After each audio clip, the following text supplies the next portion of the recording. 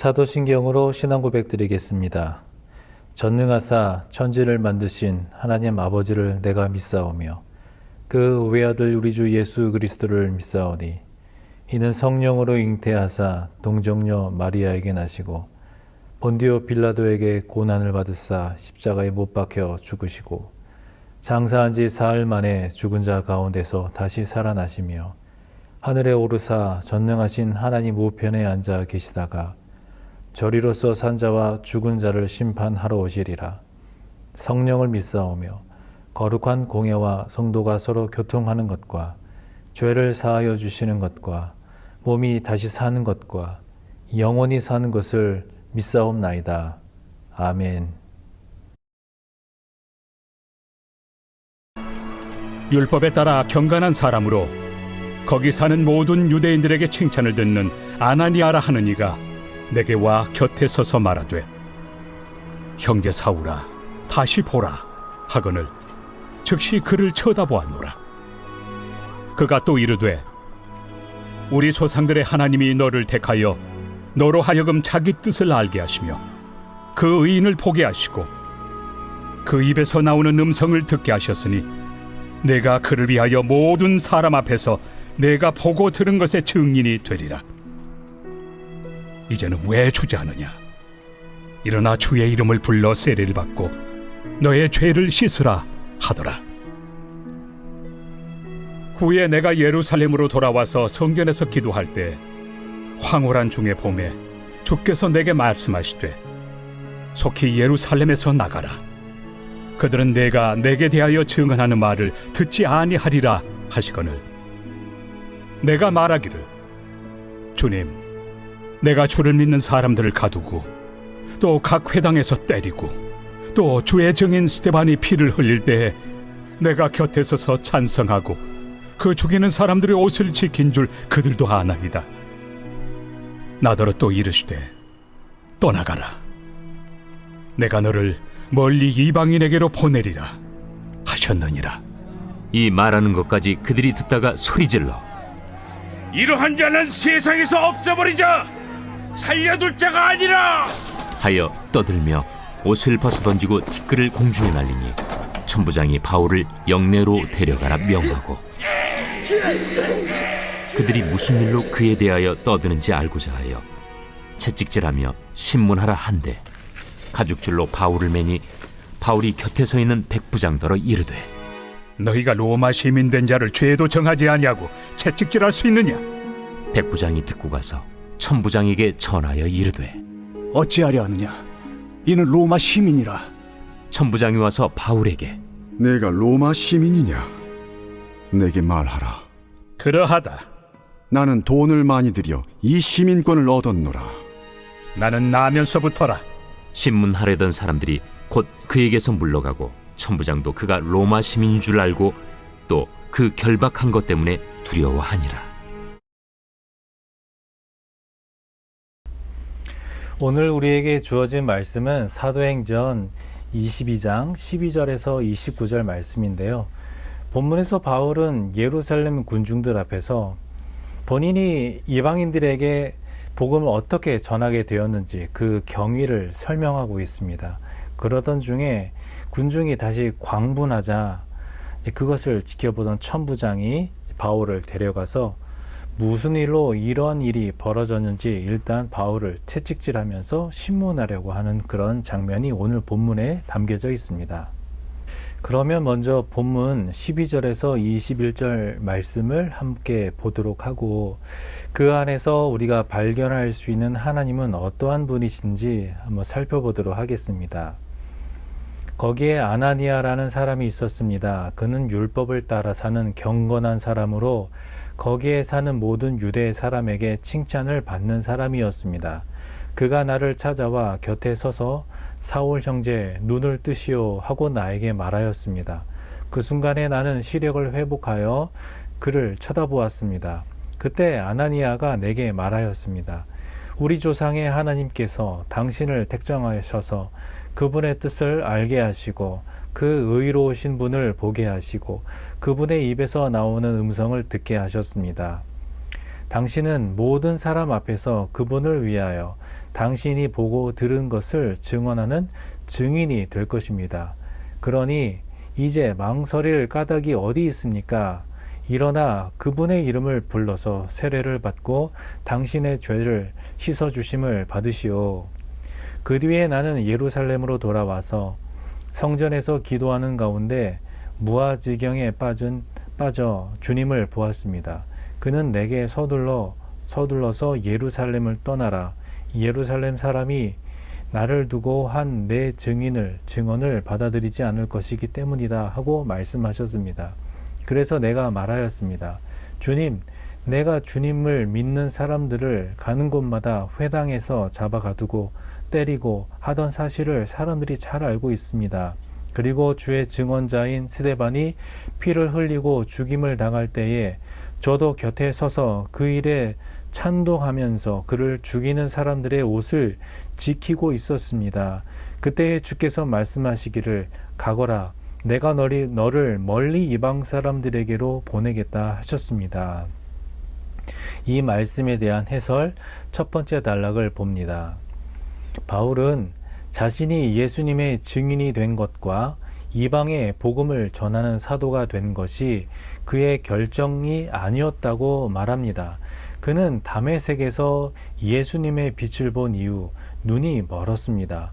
눈이 흐려진 만큼 살아갈 의미도 흐릿해져 있었을 때 하나님이 경건한 유대인 아나니아를 통해 앞으로 그가 예수님의 증인이 되어야 함을 알려주셨다고 말합니다.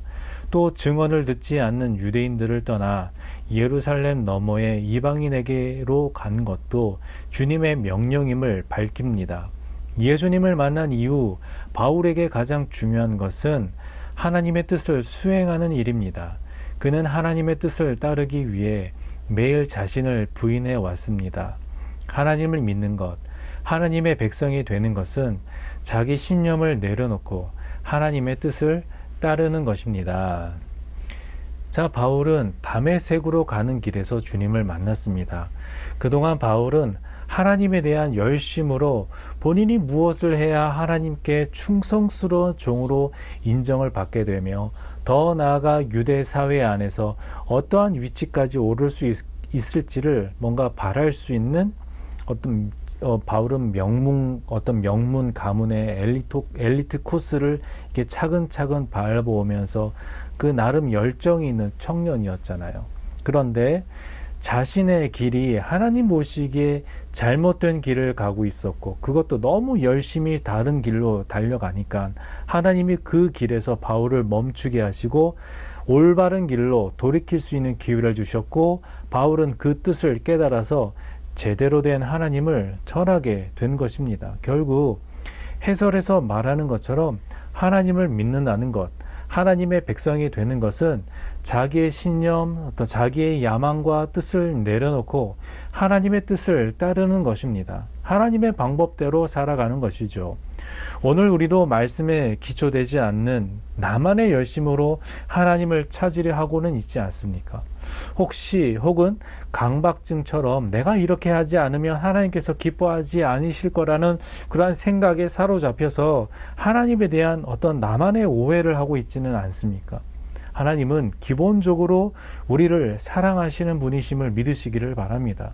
우리를 통하여 영광을 받으시기를 원하면서도 오래 참으시고 끝까지 기다리시고 사랑하는 분이 바로 하나님이시라는 말씀입니다. 그러므로 어떤 죄책감보단 용기를 가지고 회개하며 하나님 앞에 더 진솔하게 더 나아갈 때에 우리의 마음을 받으시고 격려하시고 위로하실 줄 믿습니다. 그러므로 오늘도 이러한 하나님 안에서 자유함을 누리고 또 새 힘을 얻어서 믿음으로 승리하며 살아가시기를 소망합니다. 계속해서 24절에서 또 29절의 말씀을 보도록 합니다. 그때 천부장이 바울을 병영 안으로 끌어들이라고 명령하였다. 그리고 그는 유대 사람들이 바울에게 이렇게 소리 지르는 이유를 알아내려고 바울을 채찍질하면서 신문하라고 하였다. 그들이 채찍질을 하려고 바울을 눕혔을 때에 바울은 거기에 서 있는 백부장에게 로마 시민을 유죄 판결도 내리지 않고 매질하는 법이 어디에 있어 하고 말하였다. 백부장이 이 말을 듣고 천부장에게로 가서 이렇게 하시렵니까? 어떻게 하시렵니까? 이 사람은 로마 시민입니다 하고 알렸다. 그러자 천부장이 바울에게로 와서 내게 말하시오. 당신이 로마 시민이요? 하고 물었다.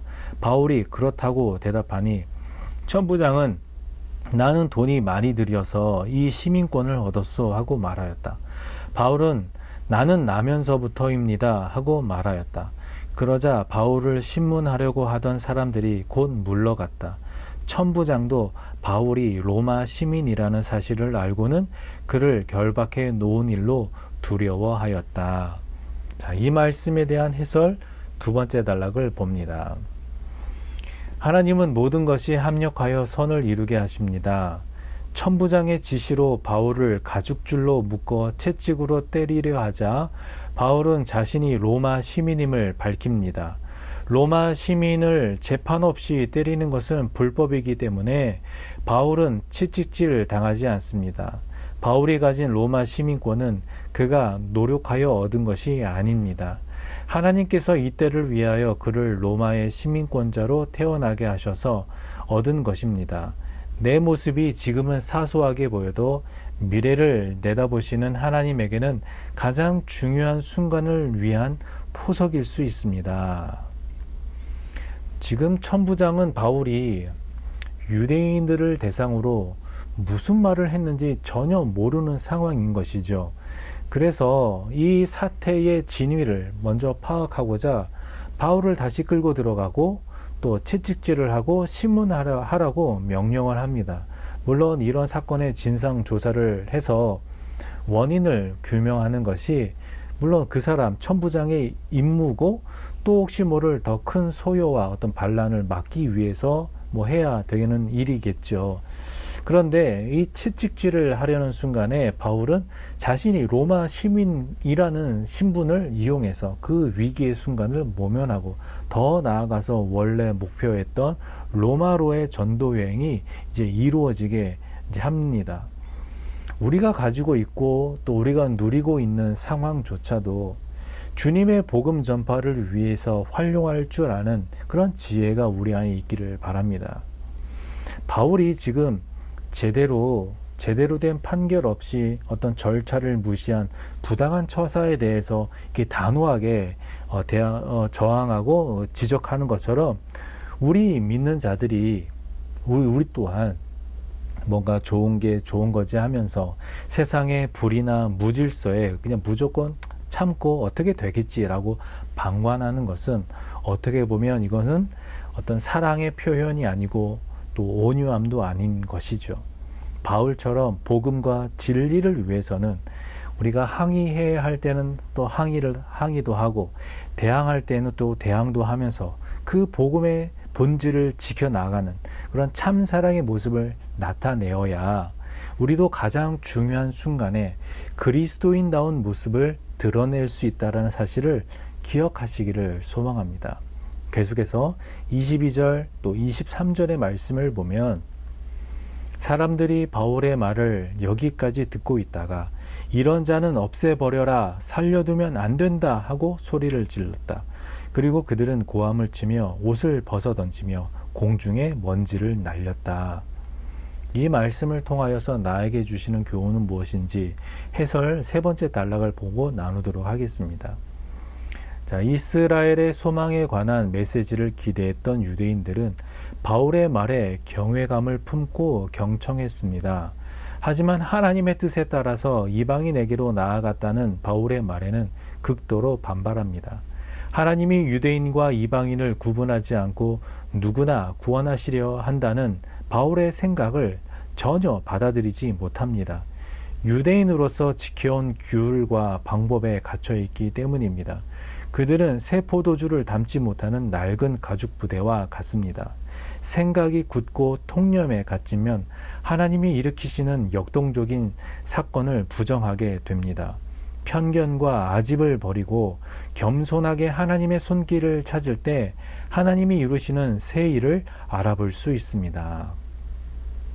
자, 지금 유대인들에게는 무슨 말을 해도 고지고대로 들으려 하지 않고 바울에서 입에 나오는 말에 흠이라도 발견되기를 예의주시하며 바라보고 있는 와중에 유대인 군중이 폭발하듯 이렇게 바울을 향해 소리를 지르며 세상에서 없애버려야 한다라고 살려둘 자가 아니라고 하고 있는 것은 이 17절에서 성전에서 바울이 본 이 환상에 대한 얘기에 유대인 무리가 그렇게 격노한 것입니다.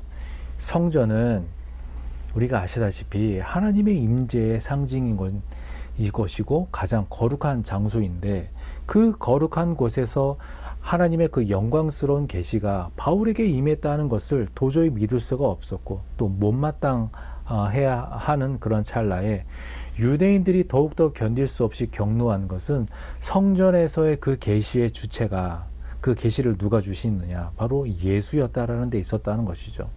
유대인들이 죽였던 죄인 예수가 거룩한 성전에서 계시를 준다니, 이거는 예수를 죽인 유대인 자신들에게 있어서 이거는 성전과 하나님에 대한 명백한 신성모독인 것이죠. 그래서 무리가 말 그대로 광분하면서 바울을 살려둬서는 안 된다, 죽여야 한다라고 외치게 된 겁니다. 그래서 더 이상 바울의 설교를 들으려 하지 않고 소리를 지르며 자기들의 판단대로 바울을 없애버리려고 한 것입니다. 하나님이 보내신 메시아 그리스도 예수를 신성 모독죄로 십자가에 못 박은 유대인들은 자신들의 과오를 살피려 하지 않고 이 시대에 어떤 진정 무엇이 하나님의 뜻인지 들으려 하지 않고 살피려 하지 않은 채 자기들의 어떤 관념에만 사로잡힌, 그리고 그 모습 그대로 자신들의 판단대로 하나님의 말씀을 전하는 그 바울, 또한 이 땅에 그리스도로 오신 그 메시아 예수님을 죽인 그런 유대인의 모습이 혹여나 우리의 모습이 되지 않기를 바라면서 매일마다 말씀을 대할 때 내 뜻에 하나님을 맞추는 것이 아니라 하나님의 뜻에 나의 뜻과 나의 생각을 맡기면서 날마다 주님과 동행하며 그리고 겸손하게 또 우리의 삶 가운데 하나님의 뜻을 이루어 갈 수 있는 복된 우리의 삶이 되시기를 주님의 이름으로 축원드립니다. 이렇게 기도하겠습니다. 하나님 아버지 감사합니다. 오늘도 이 아침에 주님 앞에 나와 하나님 말씀 가운데 거하게 하심을 감사합니다. 주신 말씀대로 우리가 날마다 우리의 생활 속에 살아갈 때에 하나님 말씀을 중심으로 또 하나님의 말씀을 우리의 삶의 기준 삼아서 무엇이 옳고 무엇이 그른지를 우리가 분별하며 살아갈 수 있는 그러한 깨어있고 또 의식 있는 우리 신앙인의 삶이 될 수 있도록 하나님 날마다 인도하여 주셔서 하나님의 뜻에 합당한 그러한 복되고 아름다운 삶을 살아갈 수 있도록 인도하여 주시옵소서. 예수님의 이름으로 기도하옵나이다. 아멘. 주님 가르쳐 주신 기도로 기도회를 마치겠습니다. 하늘에 계신 우리 아버지여, 이름이 거룩히 여김을 받으시오며 나라의 임하옵시며 뜻이 하늘에서 이룬 것 같이 땅에서도 이루어지이다. 오늘날 우리에게 일용할 양식을 주옵시고 우리가 우리에게 죄 지은 자를 사하여 준 것 같이 우리 죄를 사하여 주옵시고 우리를 시험에 들게 하지 마옵시고 다만 악에서 구하옵소서. 대개 나라와 권세와 영광이 아버지께 영원히 있사옵나이다. 아멘.